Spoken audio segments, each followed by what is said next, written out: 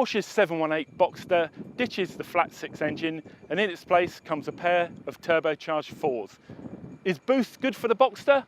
We're here in Portugal to find out. You get to choose between the 2-litre 220 kilowatt engine that powers the 718 Boxster, or the 257 kilowatt unit that's plumbed into the middle of the Boxster S. Both deliver a mountain of torque and are wholly different in the way they sound and drive to any Boxster before. There's not the breathy idle or the hard-edged bark of the old Atmo 6s. Instead, there's a real bass tone and serious pull right to the 7,500 RPM red line. Most of the time, you won't feel the need to rev them out because you get the full serving of torque from less than 2,000 RPM.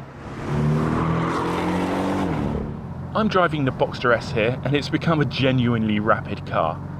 It gets to 100 k's in 4.2 seconds when fitted with the PDK box, and it will lap the Nürburgring in a staggering 7 minutes 46 seconds. As quick as a 996 GT2 in other words, and 16 seconds quicker than the outgoing Boxster S. There are also some really clever pieces of tech, like indirect intercooling, turbocharger preconditioning, and virtual gearing for the PDK box.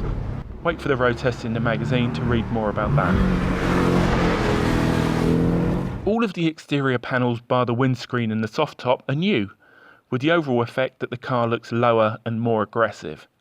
The rear wheels are half an inch wider, and the rear end features a bigger blade spoiler with 3D Porsche lettering beneath. The brakes are bigger, the rear suspension a whole lot stiffer, and there's a 10% quicker steering system, adapted from the 911 Turbo. There's also this sports response switch on the steering wheel, which acts much like Ferrari's Manettino. In this case, switching between normal, sport, Sport Plus and individual modes. If you expected the 718 Boxster to be much like its predecessor, think again. The styling may be evolutionary, but the car's personality has radically changed. It's so much quicker than before that it now feels a much more serious proposition. It also feels as if you're getting much more car for your money. So, while we're going to miss the old Atmo 6s, the Boxster's future looks pretty good to us.